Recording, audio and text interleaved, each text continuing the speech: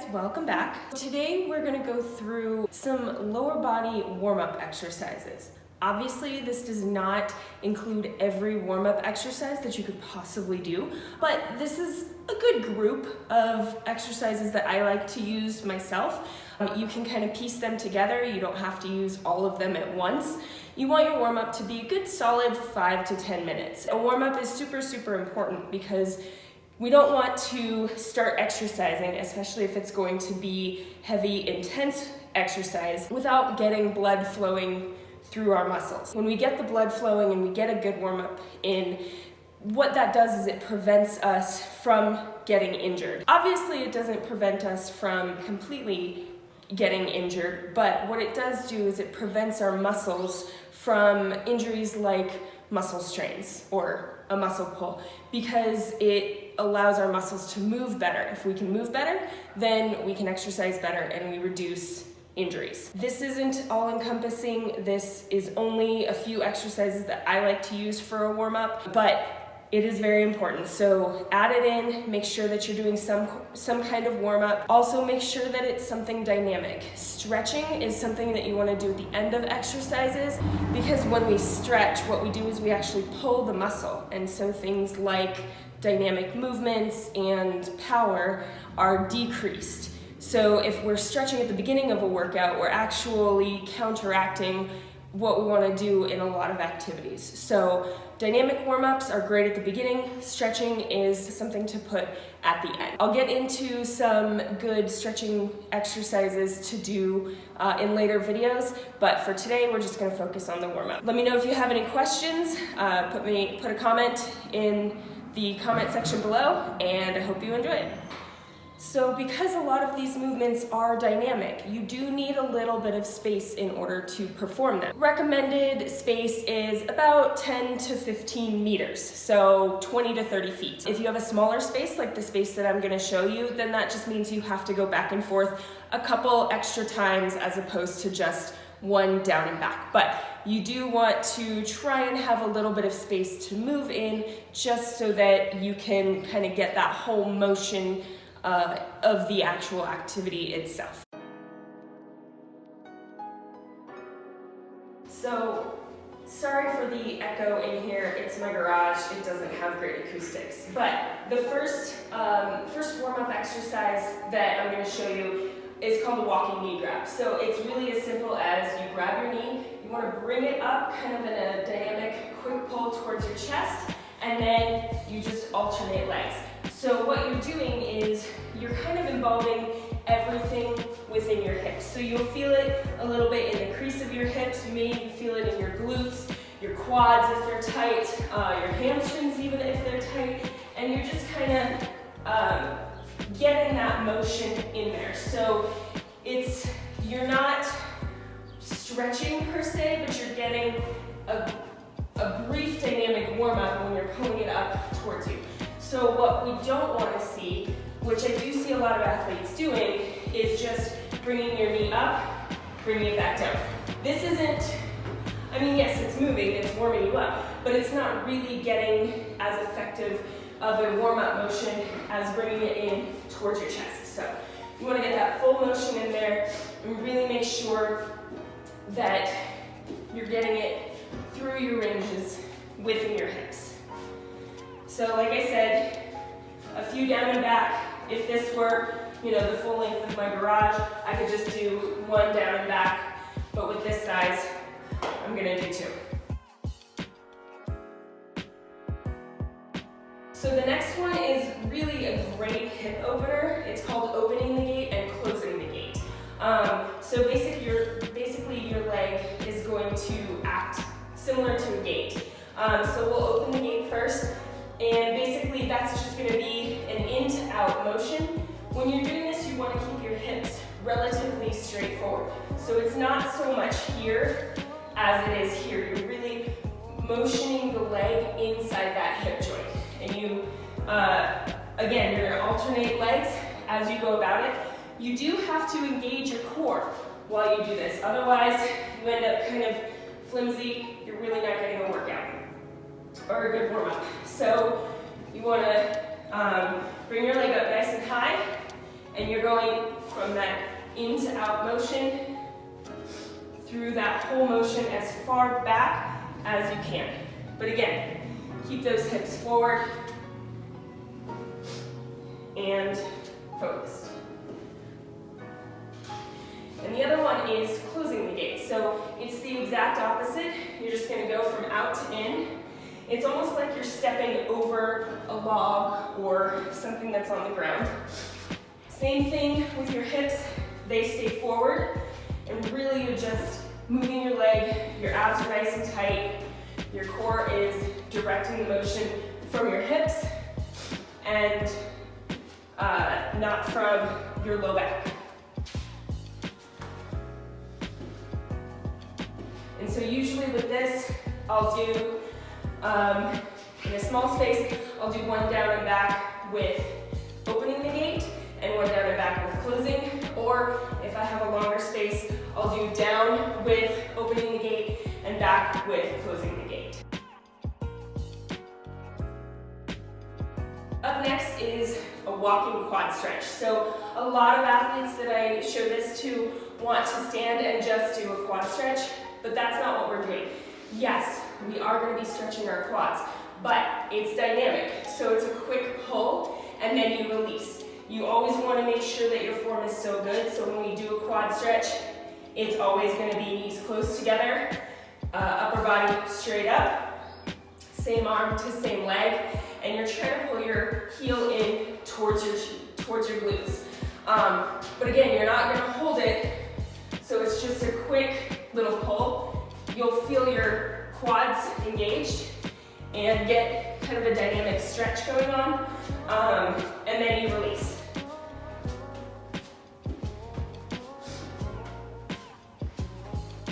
So it's not static. Go back and forth just a couple of times, alternating legs each time.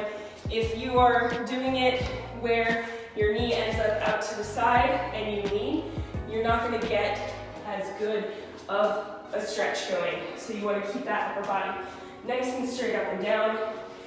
Really get that quad as a focus. So there are two that I'm going to show you that revolve around the hamstrings. You can do both, or you can just choose one. There's benefits to using both of them, but if you have a preference, then as long as you're getting your hamstrings warmed up, that's fine.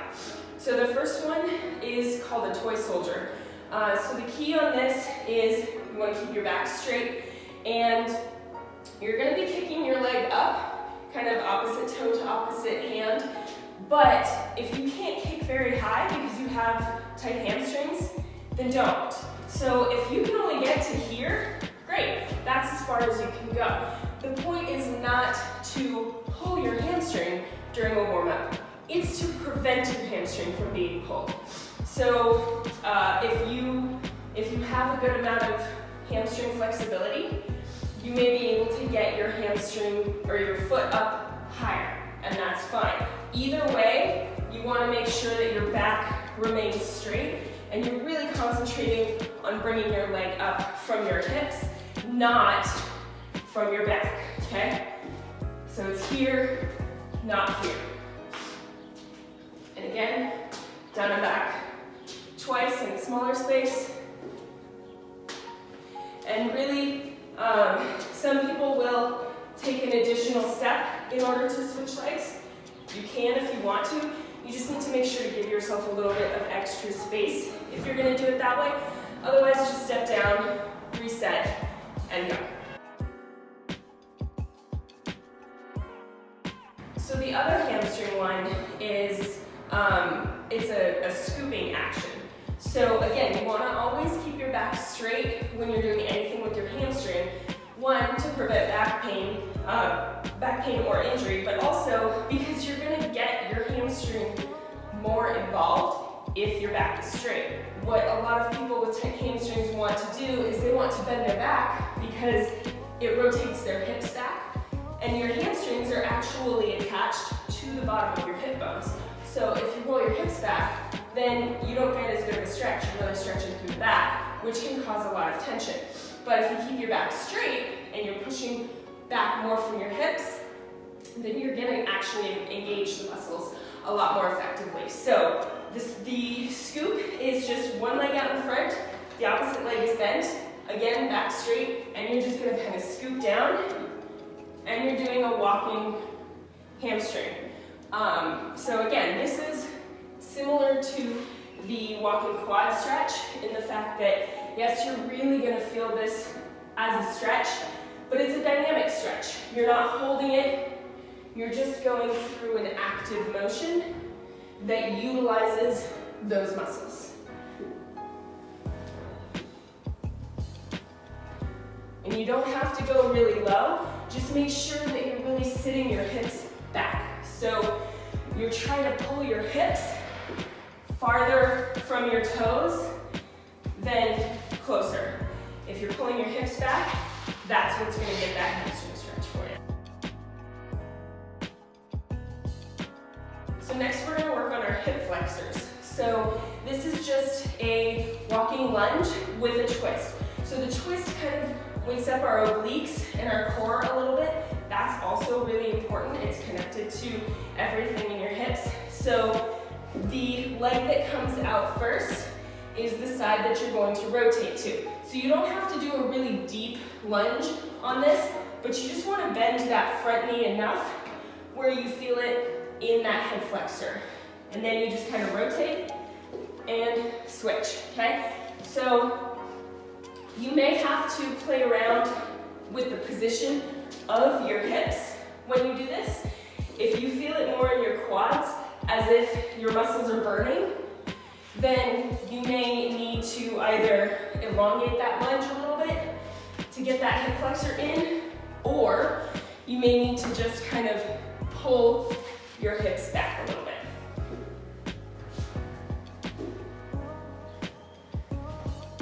And again, with that rotation, you're not jerking really fast, you're just nice, controlled, quick motion to get those obliques and that trunk warmed up as well. So this next one is actually a motion that really everyone should be able to do, but not everybody can. So we're gonna go into a deep squat. And by deep squat, I mean you're sitting your hips as close to the ground as possible. Your legs, top and bottom, are gonna be touching each other. Knees are in a deep bend. So you wanna keep your back relatively straight on this. Again, a lot of people like to be here, and that's usually caused by a lack of mobility in your hips. This is a super, super important position to be able to do just as a general rule, whether you're an athlete or not, because it allows for us to be mobile. And so if our hips can move, then we can do things like squat and pick things up without back pain and just general life activities. So when you're in this deep squat, your weight should be back towards your heels. You can kind of dig your elbows into your knees. That'll kind of open up your hips a little bit more. You're gonna start to feel your muscles in the front of your shins burn. From here, if this is all that you can do, cool. Then, this is a little bit of a warm up, just hold it for a few seconds.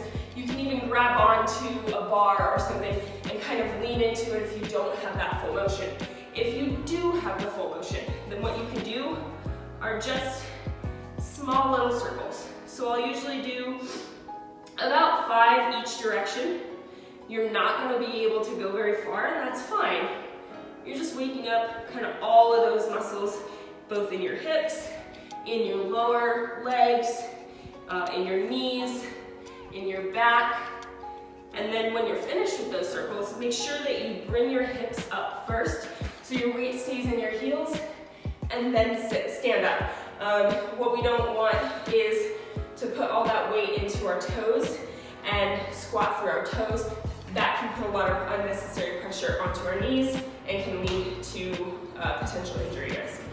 Again, if you don't have that mobility, grab the underside of a couch or a table and just kind of lean into it. If all you can do is get to here, then you can kind of do small motions in that position and work towards getting your hips sitting down.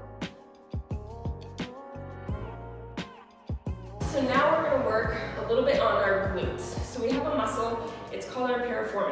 It's a small little muscle about this big, and it runs diagonal underneath all of your big glute muscles. Sounds like it's really benign.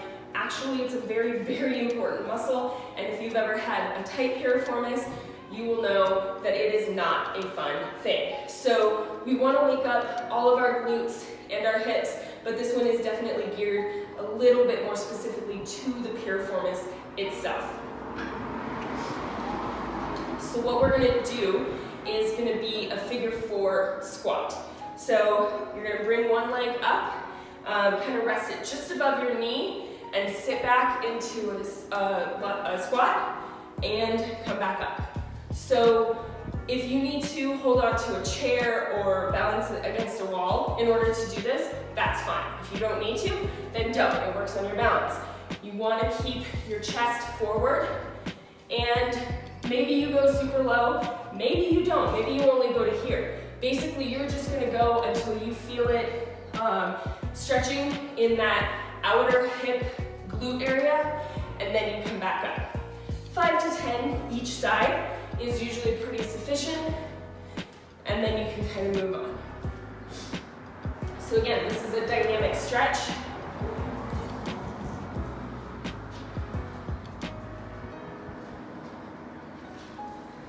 So that's a dynamic stretch, and something that we can do at the end as a hold, but we're really just waking up those glute and hip muscles right there. So the next thing that we want to do is kind of wake up our lower legs. Real easy. Do a couple of calf raises. So you can do them double leg. Just really try and get those heels up as high as you can. If you want to challenge yourself a little bit, you can do single leg. But again, this is just a warm-up. We want to get that blood flowing, so it doesn't have to be the most intense of exercises. You're really just kind of getting those muscles pumping and moving through. So 10 to 15 is fine. And then from there, you want to do what are called toe raises. So your heels stay on the ground and your toes are going to come up toward your shin. So it's a real simple motion. The key is not to push your hips back. So a lot of people want to do this. You want to keep your hips nice and level. You're really activating these front shin muscles, and you're just bringing them up as high as you can. There's not a lot of motion in that exercise to have. So make sure that you're just bringing them up as high as you can. You can stand on the edge of a stair if that helps. And be sure to also control the motion on the way down. You shouldn't be able to hear it. It should be nice and controlled on the way down, okay? So 10 to 15 of those, and that's gonna wake up that lower leg compartment. So now that we've woken up kind of the lower compartment, we want to wake up the ankle joint and stuff. Our ankles take a lot of abuse, a lot of pressure, and we don't want to neglect those motions as well. So keeping your toes on the ground and just kind of going through the whole motion in a circle. You'll feel it in your knee a little bit. You'll feel it potentially in your toes a little bit. Really just kind of working through all of those joints. Not super fast, not super heavy. You'll do 5 to 10 each direction, and then you switch legs. It's a pretty simple thing to do, but can make a big difference to really wake up all of that lower ankle and foot muscle and joint and tendons and ligaments, all the stuff that you got going on in there. You want to wake those up too. It helps work on mobility as well as just kind of giving it some tension to get used to. Okay, so now what I'm going to do is I'm going to do everything all put together and show you what the warm-up looks like when you just go continuing from one exercise to the next. Through my shadow turns to sun rays, and on we'll go through the wastelands, through the highways, and on.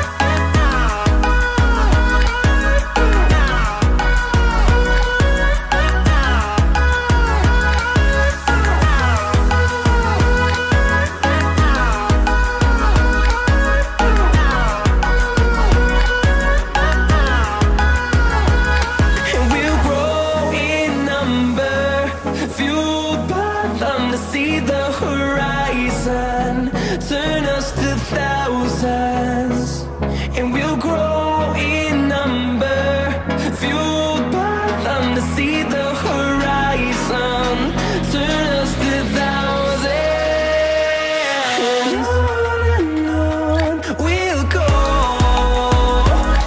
through the wastelands, through the highways, till my shadow turns to sun rays, and on we'll go, through the wastelands, through the highways, and on we'll go.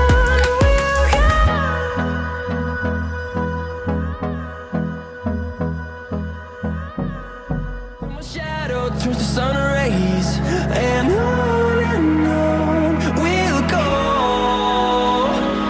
through the wastelands, through the highways, and on we'll go.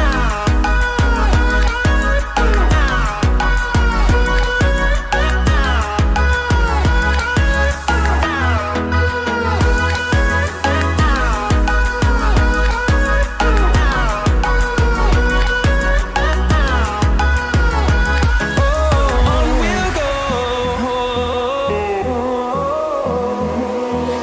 finding life along the way, melodies we haven't played. No, I don't want no rest, echoing around these walls, fighting to create a song. I don't wanna miss a beat, and on we'll go, through the wastelands, through the highways, till my shadow turns to sun rays, and on we'll go, through the wastelands, through the highways, and on we'll go.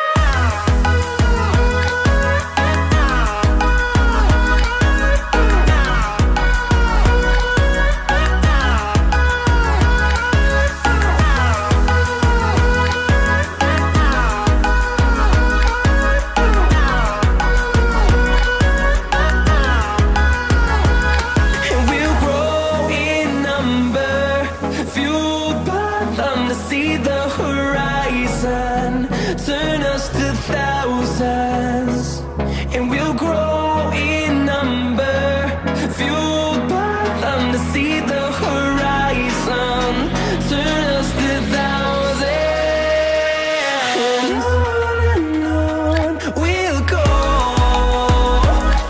through the wastelands, through the highways, till my shadow turns to sun rays, and on we'll go,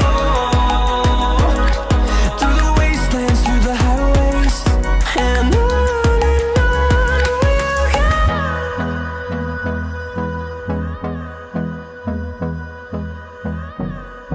Till my shadow turns to sun rays, and on we'll go, through the wastelands, through the highways, and on we'll go.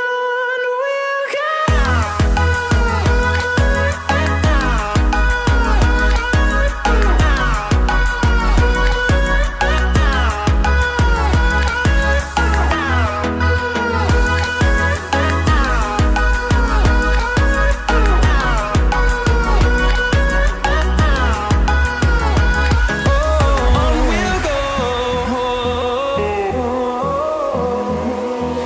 finding life. All right, guys, so that is our lower body warm up. Again, you can add exercises in if you have some favorites that you do. Just make sure that they're dynamic, not static stretches. That's for after a workout. But when you put all of what we just went through together, it's about a 6-minute warm-up, give or take. You're gonna get your heart rate up, you're gonna feel the blood pumping, you're gonna feel warm, and that's gonna set you up to make sure that you have a good workout that is going to reduce your injury risk and set you up to do better as an athlete, as a person, as an active person, whatever your goal is in working out. I hope you enjoyed this and learned something. Feel free to send me some comments about what your favorite warm-up exercises are that I may have missed. feel free to put those in the comments below, and I will see you next time.